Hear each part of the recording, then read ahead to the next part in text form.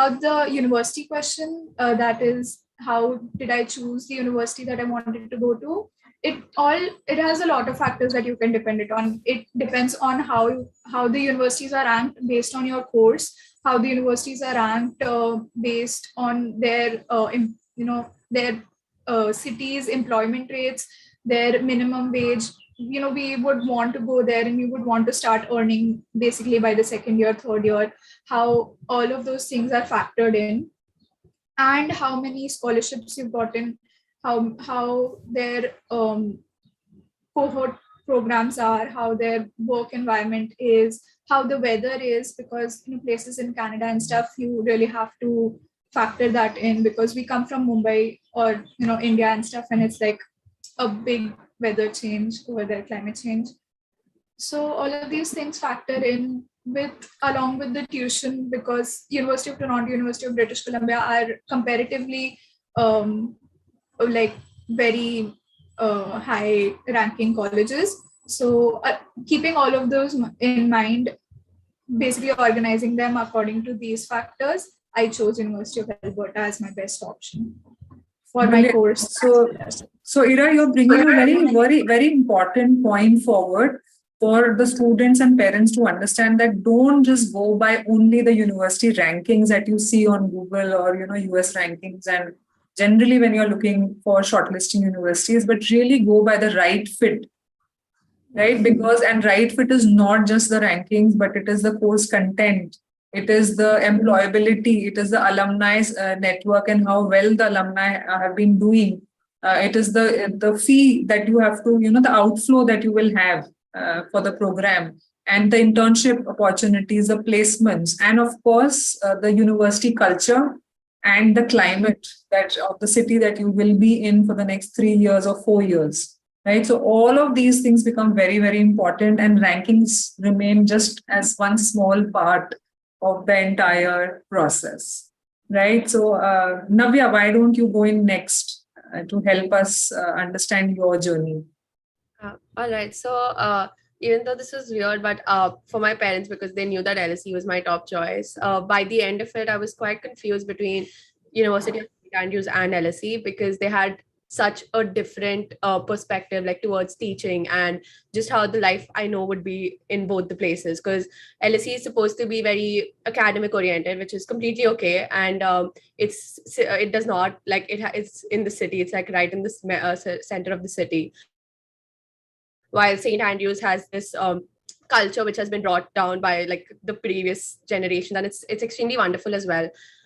But I did choose LSE because I knew that if I'm going out abroad and I'm spending so much, I wanted to be sure that I'm going to get a job that I will personally enjoy and I'll have a lot of options for myself.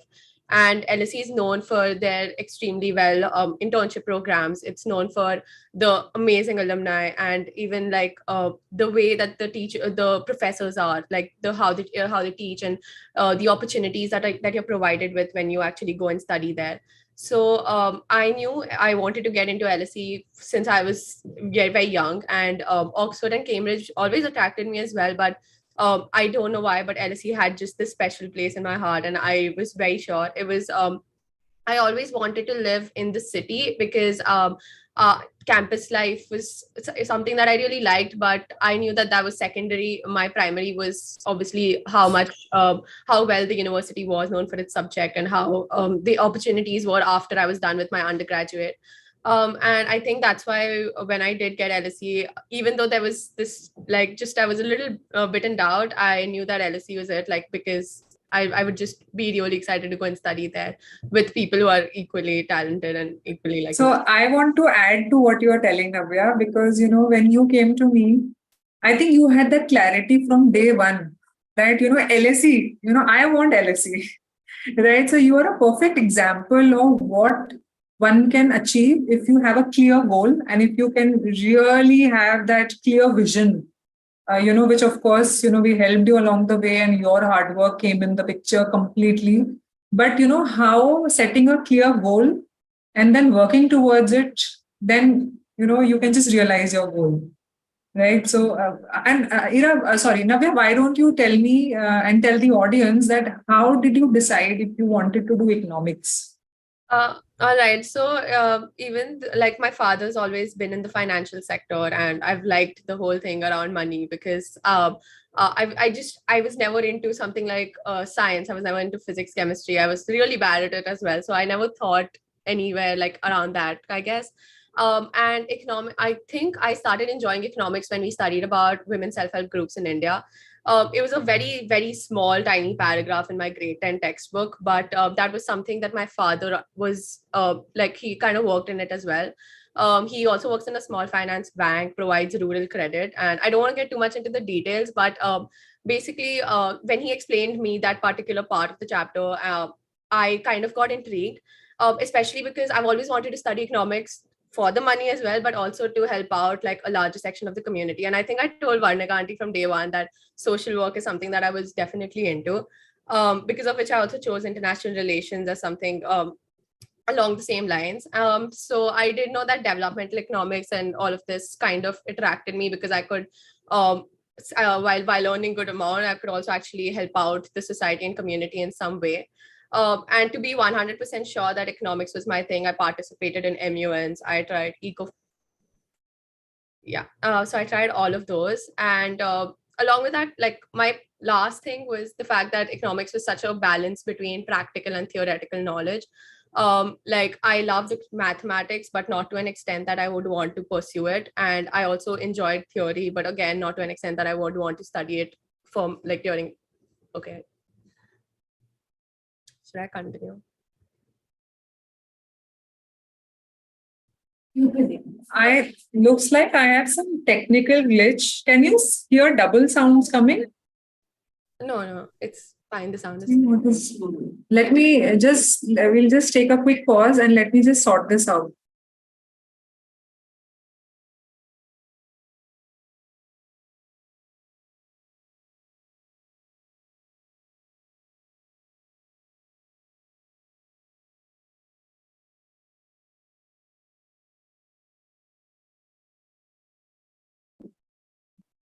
Okay, thanks. We were just facing some technical glitch here. Yeah. Wonderful, Navya. So let's come to you, Prakhar, next. Why don't you share your experience? Yeah, so for me, I always knew that I wanted to get into something that related to STEM. And I was, at least I think towards the end of the 11th grade, I was still trying to figure out what I wanted to do. Uh, and what really helped me was sort of learning more about the subjects I was interested in. So I kept wavering between one stream of engineering, which was electronics, pure physics, and computer science. And what helped me was sort of learning more about these, doing courses online. And I was able to sort of eliminate physics and or just pure computers or pure electronics from my options because I knew, because doing courses helped me figured out what I like. And that really helped me sort of focus my options. And in terms of choosing where I wanted to go, so it was really difficult for me to pick between the U of T, Imperial, and UIUC, since all three of them are. So my main reason was for picking UIUC was sort of the location and future prospects. So Prakhar, let me bring another information here that Prakhar actually got 1 lakh Canadian dollar scholarship from University of Toronto for computer science engineering, and still he chose to go with University of Illinois in US. So just to give a little perspective to the audience, and Prakhar, now you tell us why did you choose UIUC? So something that I thought about, something that helped me figure out where I wanted to go was imagining whether I would like living at campus or not. So something that I didn't really look forward to about Toronto or Imperial was the fact that they were in really big cities, and it made commuting and the in general residential experience little more difficult because you would be required to figure out your own living accommodations, commute, and so on and so forth. And UIUC being a college town really, it really appealed to me, and the fact that everybody around me is also a college student, it sort of helped me choose that as an option. Wonderful, thank you so much. And Prakhar, could you also give a little perspective on the employment opportunities on US versus Canada?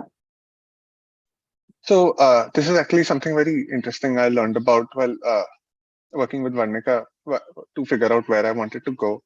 Uh, so generally, I think all of us know that the US is a slightly better place when you're an engineer to find jobs, especially because they're, Silicon Valley, and almost all of the largest employers for tech work in the US.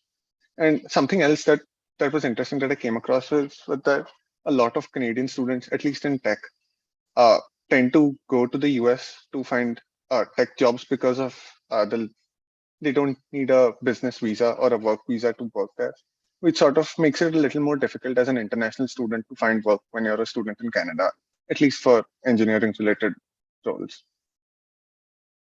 Super. That I think gives a lot of perspective and inputs to a lot of students who are listening to you right now.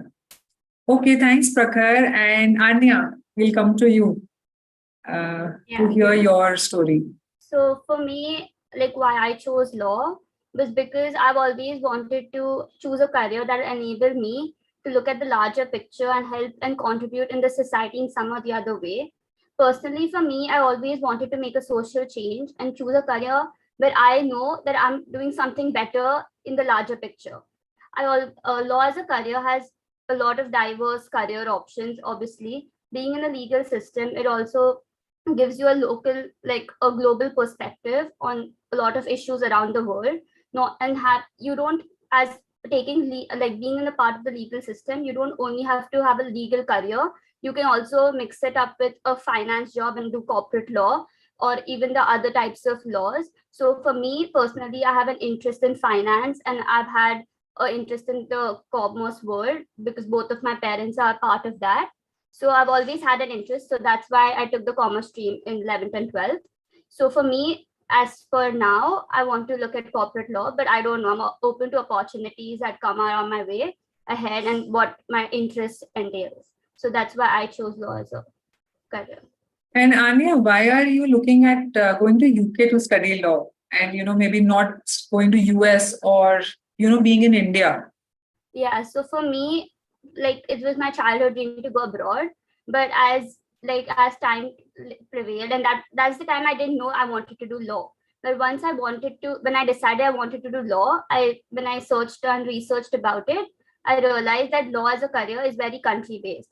So you can, if you like, and all of us have this perspective that if you study abroad, you can't come back in India, and the law systems are very different. That's completely perfect. But that's why. So US and India have completely different law systems and legal systems.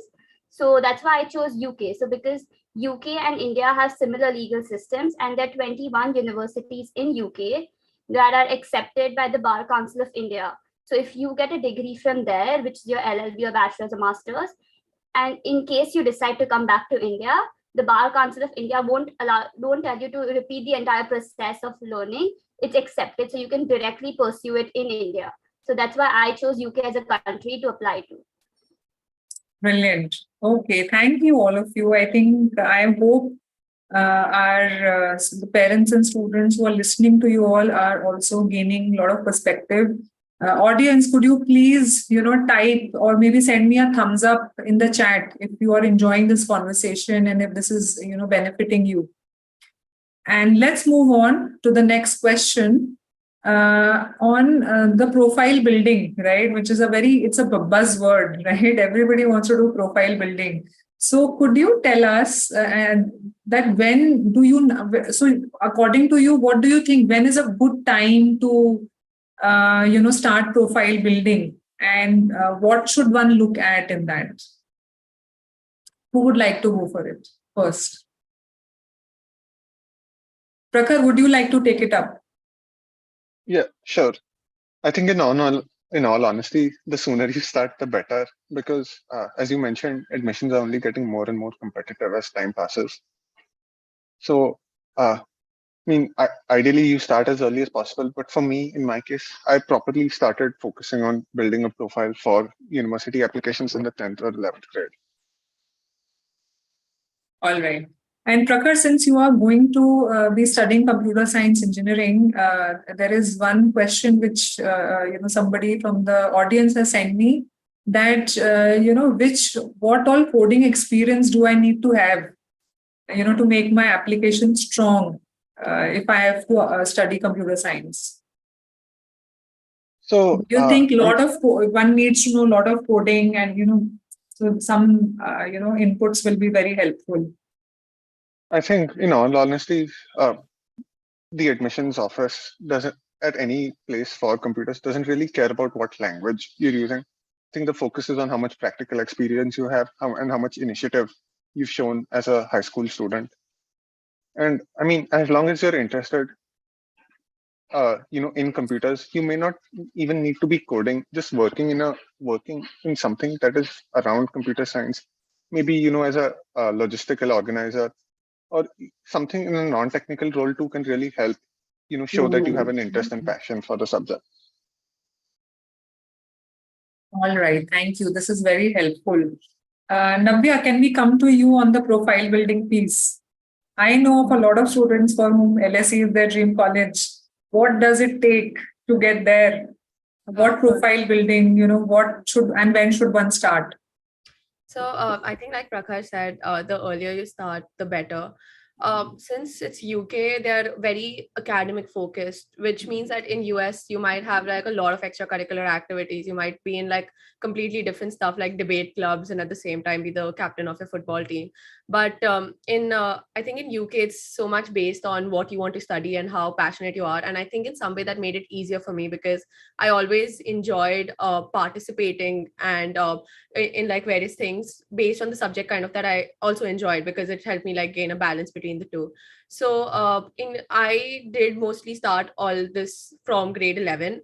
When I came to Jamnabai, I obviously got a lot of opportunities from there, but I know I had to make a few for myself. So I did start like a podcast because I loved speaking and I liked debating. So I tried to do all of that on like a podcast. Along with that, it was all based on the subject, like I said, that I was interested in, because I studied so much about humanitarian crisis through MUNs, which I got into way before. Like I got into MUNs from grade 8, and I never stopped going for that. I had attended almost more than 20, and I just really enjoyed that. So I personally feel like it's for subject stuff, obviously we gain a little more perspective, and once we reach our senior high school, once we come in like grade 11. But overall, before that, just participating in stuff to get like kind of an insight into all the subjects or into all the opportunities that you could have can really help. Because I personally don't think I would be into something like international relations if it was not for me stepping out of my comfort zone and participating in an MUN and actually discussing a humanitarian crisis or something based on international relations. So yeah, I think the sooner it is, the better. I also personally know so many of my friends who did so many internships from grade 10, and I had no idea what they were doing. But it helped in their profile building. And personally, when I came to grade 11 and started doing internships, I realized it was even more enjoyable than it actually seemed. So I do wish that I would have started a little bit of it a little before. Like even with Varnika, I came like in grade 12, and I personally think even if I would have joined in grade 11, I would have worked and learned so much more from in grade 11. But yeah, definitely no regrets. But I do think that the earlier you start, it is the better for everyone. Superb. Navya, you brought in a very, very beautiful perspective here that parents and students, it's very important to stop looking at everything that you do with only a lens that is it good for my profile? Should I do this because will it look good for my application? Please do not do things just because it will look good on your CV. Genuinely do things out of your genuine interest, in a particular field, because you enjoy doing it, right? And when you do it with genuine interest and with fun, it shows in your application. The admissions officers can really smell that, right? Through your essays, through your the entire how application comes together. It is so it can be seen through what has been force fixed and what is coming out of genuine interest. So do have fun along the way. I think this whole admission process journey, the profile building journey, is a lot to do with your self exploration, your you becoming a better person at the end of it. And of course, then you also gain with an admission, in a great university of your choice. But at the end of the day, it is the person, the better version that you become from what you were earlier. Am I right, Ira? What do you have to say? Yes, ma'am, completely. We need to start um, building our profile on our, like, whatever we want to achieve. But I feel that having an all-rounding application helps a lot, because obviously we it's our interests, the things that we do since a child. I have always been interested in music and sports, and those certificates have really helped me a lot, even though they were like from 7th, 8th and stuff. The building had started from then. So in 9th and 10th, I had reached a level where I could submit those um, certificates and report cards to the universities, showing them that I am actually interested not only in the field that I want to go into, but also have an all-rounding personality. So, like things like MUNs for example, as well as like music certificates, marathons, social work. All these things need to be started from like uh, 9th, 10th maybe, so that till 11th and 12th you understand that this is how I want to build my portfolio. It doesn't matter how if you haven't chosen your career yet, you will get time for that. But all these things just add into your social life as well. It's not that it's only for university applications. It helps you build your own personality. Absolutely. So well said, Ira. And what about you, Anya? What is your perspective on this? Yeah, so like Miss Vanika just said, like it's not about you just building your profile for university or your resume. Because personally for me, from 11th, I was preparing for CLAT and other examinations for law. So I actually always focused on studying for those entrance-based exams and never on other extracurriculars or something that I can add to my like resume for university, because I never actually thought about it that way. Like whatever extracurriculars I participated in my school and like before, it was only out of interest and something that I really wanted to, like I enjoyed doing. I never actually thought about it as a bigger picture. Oh, this will come in my resume, or this will I can connect it to law or something. So when I joined my big leap, and when I actually just I remember Miss Varnika telling me that these are nothing related to legal. Like there's nothing related to the law system or something that will show your interest. But like how we compared all my extracurriculars to legal and how we showed it in my essay and my SOP, that's how I actually portrayed my interest and that to law. So that's how we compared it to law, and that's how we showed it in my SOP, which actually is a very integral part. So exactly. So Anya, thanks for bringing that up, because you came in pretty late when you really thought that I want to go to UK and I want to study law there. So law, of course, was always clear in your head, but UK came in much later, right? But all that you had done in the past, the experiences, the interests that you had, and how we then came together. Of course, you did a lot of other things also, but then how we sort of put everything together to build your unique story, right? Which sort of brought forth the point that showed your interest in law and how potentially you could be a great lawyer, right? So fantastic. So parents, if I have to sort of summarize all that these students have sort of brought forth, is that profile building is a mix of your academics, your co-curriculars, and your extracurriculars. So it's never too late and it's never too early to start this journey. But what is very important is the approach, that you approach the process with utmost clarity while not underestimating the importance of time. Yeah. So the sooner you start, better it is. But do it really because you find something interesting, and not because just that it will look good on your CV, because then you will really, you might just not enjoy, and you might actually not finish what you started to do. Right. So I hope this particular piece has answered a lot of questions that I've got in the chat on profile building and what extracurriculars you guys did all along the way. So let's come to the next question, which is, when should one start this application process, and anything one should keep in mind?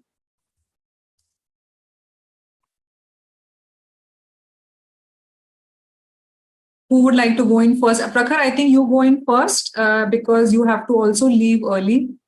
So I would like to, have as many inputs as possible from you before you head out. Yeah, sure.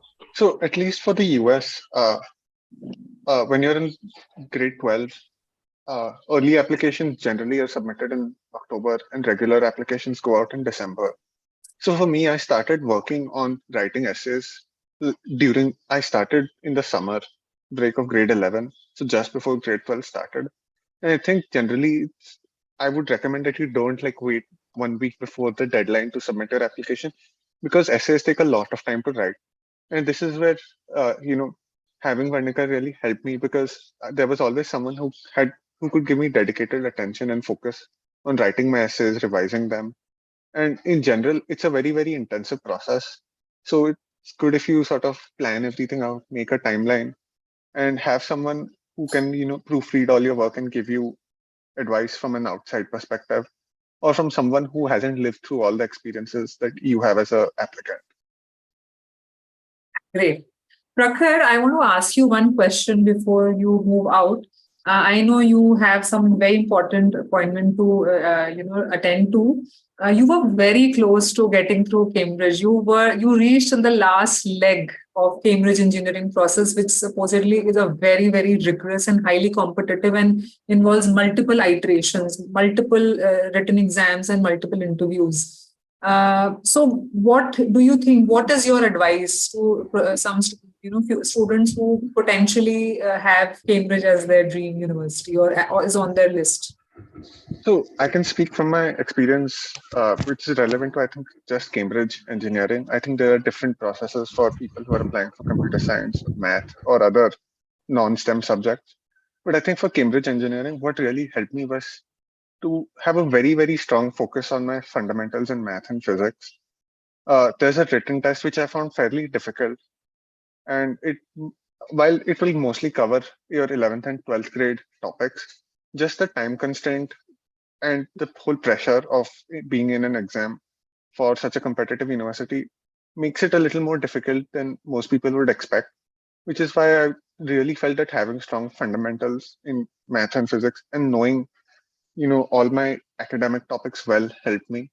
As for the interview, as opposed to your total sort of awareness about knowledge in the subject in physics or math, they really want to look at how you think and how you react to new information. So for me, I remember they started off with some fairly simple topics. And as we proceeded, they built on existing concepts and tried to get me to interlink different topics and apply a advanced topic from math in something unrelated in physics to solve a problem. I think that is really where, understanding your fundamentals and being able to think on the spot, helps get through and get in. Absolutely. And I think to add on to what you just mentioned, these universities are also not just looking at you finding the right answers, to the question that is being posed at you, but really they are looking at the problem solving method, the way you're approaching to a question and how do you go about thinking through that problem, right? That's really what they are looking at. And so don't just focus on, just getting the right answer and how fast can I get that answer, but really, using your head, thinking through that process. Yeah. So thank you, Prakhar. And thank you so much for joining us today. I'm very excited to wish you all the very best as you head out to US very soon. Thank you very much. And we shall continue. We shall continue our discussion with the other three panelists that we have. And so coming back to when should one start the application process, is anything to keep in mind? Ira, why don't you go in next? Yes, ma'am. So for Canada, I believe that I'm sure anyone who is interested in going to Canada has already researched about the visa processes, which takes a long time. And especially after COVID, there has been a lot of changes in the organization. So I would recommend as soon as possible start applying, especially for the early application. Varnika ma'am helped me a lot to not miss the deadlines for the early application, because there will be times where you will feel demotivated or just like the SOPs, and there would be a lot of pressure on you because you will currently also be studying for your 12th. So there would be like a lot of things, and you would think maybe I'll just apply for it later. Though I would recommend that you should do it in the early application. That helps you get like a time period where you'll be able to choose your universities. Early application, especially for University of Alberta, they had a good response time. Like they gave out their results in December, and means you already had a backup with you. So it's really good to have those that reassurance with you. It helps you go ahead. It helps you go reach out for further universities. And basically for me, it really helped a lot, because then I had time to finish my 12th properly, work on my essays, work on my SOPs, work on the documentation that comes after. So as soon as possible, early admissions is a good call. Ma'am, you're muted. Okay, sorry. So Anya, what is your take on this now? Yeah, so for me personally, I started really late. So I know for a matter of fact that you should and you have to start early. And I would say you should start when you're in 12th grade. Like you should start as early as possible. Because personally for me, I remember and I still know that I wrote like first 2 drafts of my SOP, and Miss Varnika scribed the entire thing, and she's like, no, this is not how it's supposed to be. And she explained it to me. And when I see my final SOP today and I compare it to the first 2, it's so different, and it's so much like my first 2 were just why I wanted to do law. And there were 500 words on why I wanted to do law. But today, when I actually see my final SOP, it shows my personality. It shows me at my fullest. It shows me, because I know UK as a country and their application process, they don't have a place like US where you can put your extracurriculars or you can list your resume. So basically your SOP is basically your final and the best way to speak to the admissions officer about why you want to do something and get to know them better, and they can know you better as a person, because there is no other way. So for me, I would say that if you start early, because I know I at least wrote 8 to 9 drafts of my SOP, even in such a short time, to get to my final one that I have today, which got me into the university. So I guess it worked out. So I would say you should really start early. All right. Thank you, Anya. Navya, how about you? All right. So I did start the process like at a relatively okay time. I think I spoke to a lot of seniors who were in LSE beforehand, like before I started working with Miss Varnika. So I actually had like an idea on how this process works.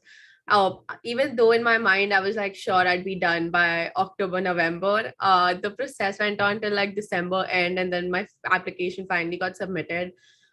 Even I do think that it's better to start early, because like I had almost like 9 to 10 drafts, between which I also had my exams, my board exams, and I had told Miss Varnika that just 1 month of me not like doing anything related to university, because I really wanted to score well as well, because of the high conditions of LSE. But I do remember that even though it took me almost like 3 to 4 months, it did work out. I wanted to keep a deadline for myself. I wanted to apply as soon as possible. But by the end of it, Miss Varnika was also like, if you're doing it for LSE, just do your 100% and give an essay that you are actually proud of, instead of something that just has to go out as soon as possible.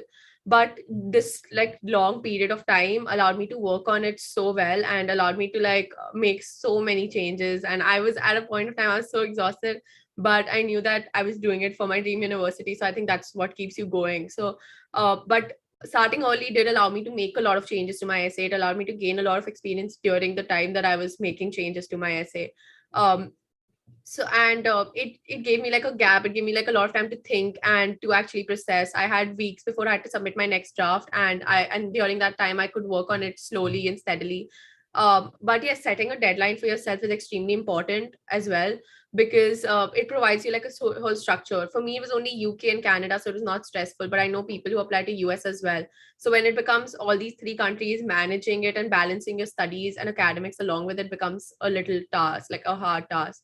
So starting early will just allow you to get to just work really well on your essay and to submit something that you actually really like by the end of it. So yeah. Wonderful. So may I ask you guys that you guys have, in the school, a robust counseling process, and you have counselors working with you all. What value add do you think, an external counselor can make to this whole process? And do you think was there any value add, first of all, and what value add do you think? And should one really have an external counselor, because you have all the information, you know yourself the most, right? So why should you go with somebody? I could take Yes, this Ira, question. please tell. Yes, ma'am. I believe that an external counselor really helped me a lot. I don't know about the other schools, but in my school, the counselor wasn't as helpful as expected to be. They just asked for the universities. You already had to have a plan, and they would just help you with the documentations and stuff. But coming to my big leap really helped me a lot. I understood how and where to go. I remember sitting with you after my personality test, analyzing what career would be better for me, along with my parents, what career would help me go reach my furthest. I remember we had weather careers and forestry and other things as well in my results, but we looked on it, we worked on it for a week. I researched and stuff, and we realized that this was the career that I really wanted to get into. So personality tests really helped me a lot, and as well as the counseling. I believe that we need to have an external counselor at this point to figure out where you want to go, how you want to apply, what you want to take, etc. It really helps a lot. Thank you, Ira. How about you, Navya? Yeah, so even I had like my career counselor in school she was quite helpful in grade 11. She did but it was more of like I think Ira said, you have to have a plan to go to them. They're not going to sit and because the thing is that I can't blame them either, because they have almost 250 students under their hood, and who they need to take care of. Like, there are students who are less prepared than I am, and it's important for them to work towards them. But when you go to an external counselor, you get this one-on-one focused attention, which I personally did not get from my school. And I believe with Miss Varnika, there were times when I texted her at 3 a.m. or 2 a.m. and I knew that is something that I cannot do with a school counselor, because they would not respond anyways. And I think like Ira said, with the whole personality test, even with me, I had something completely different. I think I had psychology and stuff related.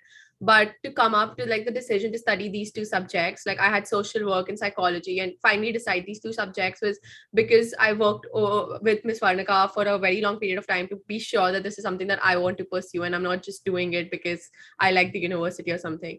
And I think that is again what an external counselor helps in, which a school counselor might not.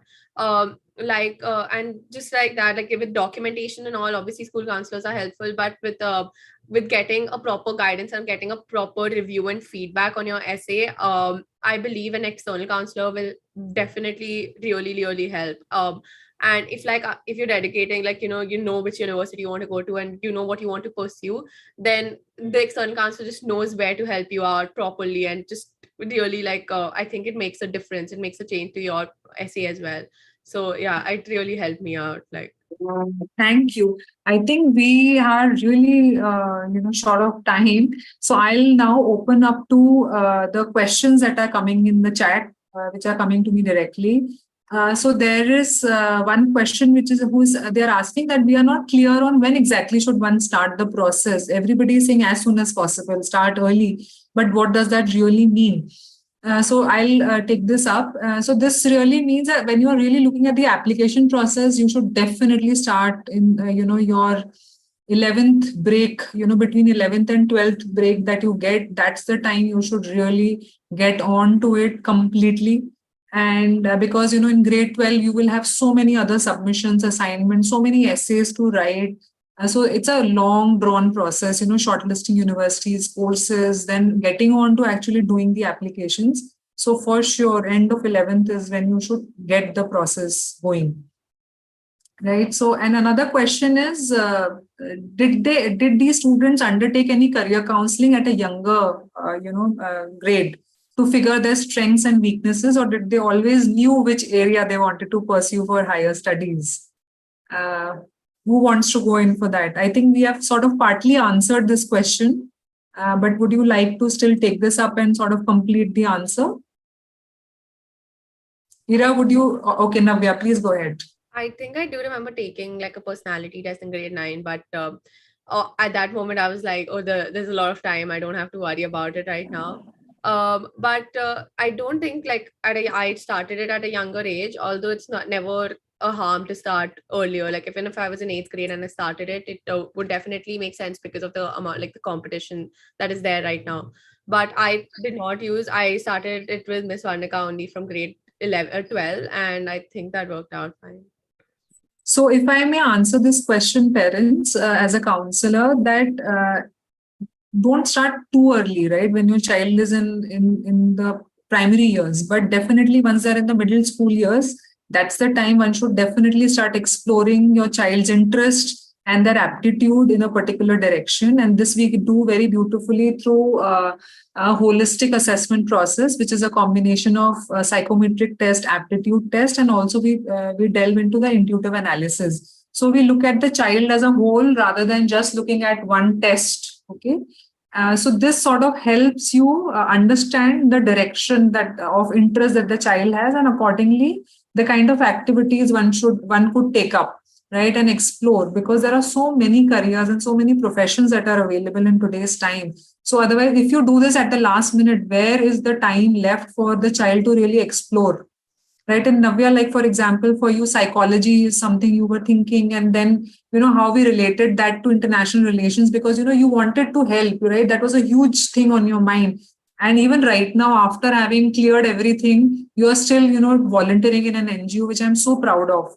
Right. So if something is so clear in your head, so doesn't mean that there are only those specific obvious paths, right? With her aptitude and her interest, we combined and we said, okay, let's do economics and international relations, because that will also take her to a very interesting domain where she would really use her potential and also be able to make use of her interest, and realize her potential.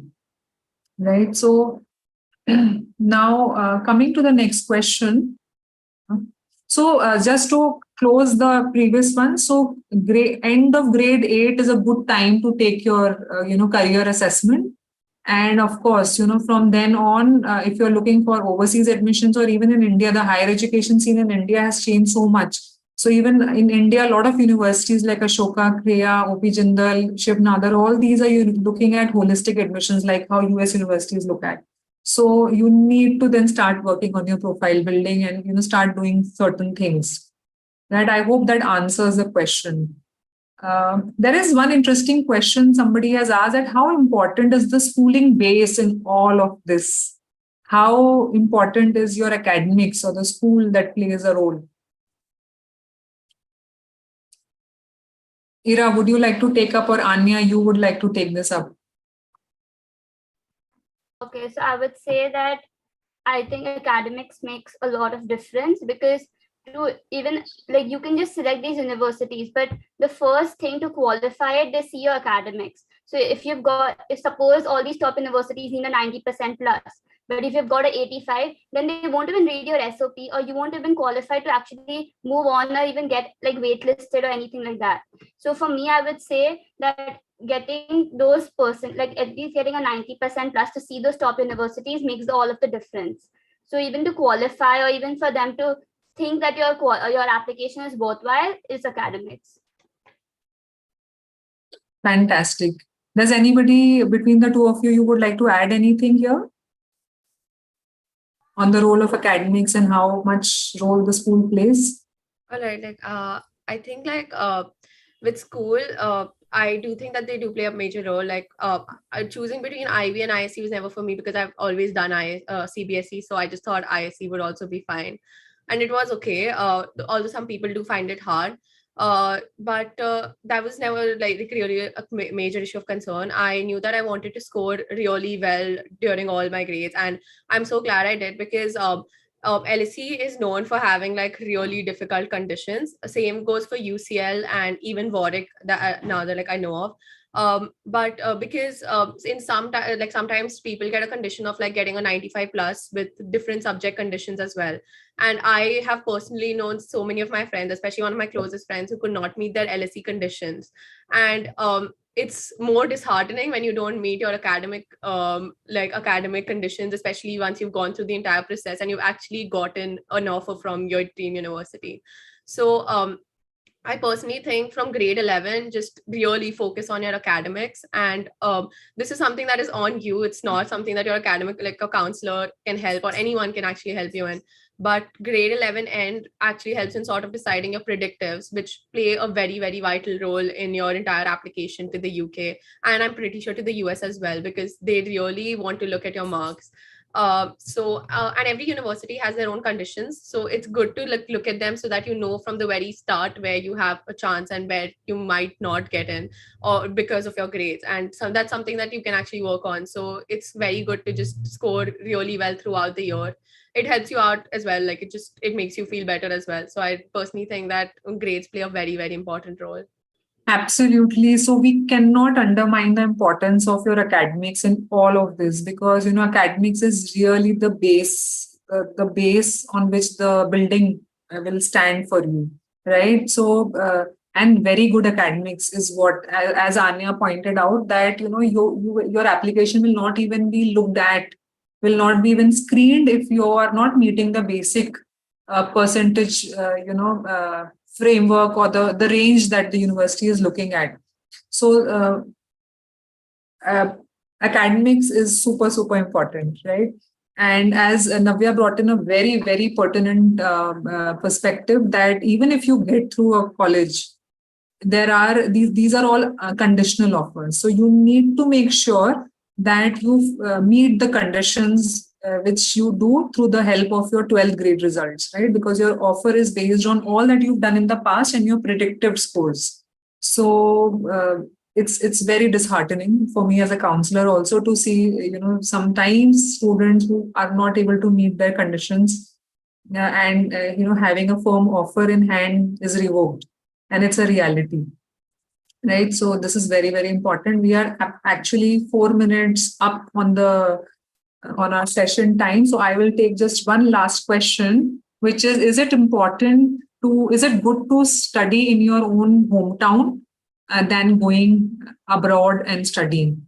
Who would like to take that up? Ira, would you like to take that up? Should we go abroad and study, or is it okay to study in your hometown? It completely depends on what you want to do. For astrophysics and mainly for research, I believe that there were more opportunities abroad than there were in India. Most of the astrophysics colleges that are in India are based in Bangalore, and they have super high cutoffs from JEE and other competitive exams. But I also wanted to say that it's really necessary to know what kind of subjects that you want to take beforehand, because there are a lot of prerequisites in colleges which say that you need to take biology or you need to take maths. You need to have those subjects within you. So it's really necessary to know that beforehand, before 11th, before you take those subjects, because if you don't have them, then later on you cannot pursue those courses.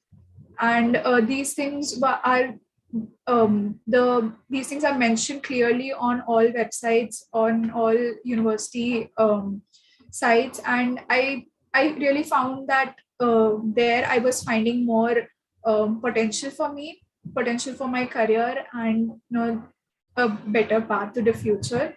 So yes, I think that for my subject at least, I believe going abroad was the better decision. Sure, thank you. And I'll take this last question, which I think is very interesting. That is IBDP very important? Do you need IBDP? You need to study IB to be able to, get admission to a good university? Navya, why don't you answer that question? Yeah, I genuinely don't think that you need IB/DP to get into a good university. I was 1000% sure that I was not going to spend so much amount on my high school education because I knew that studying abroad was already expensive.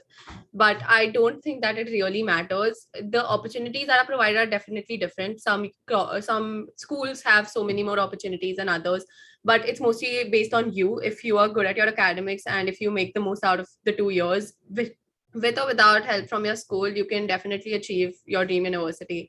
There is nothing that IB provides you an edge. It is not true. I mean, Anya and I both are from ISC schools, and we both got in. And I don't think that really mattered where, like, which board you are in. I just think it's like up to you only, like with whatever you're comfortable with.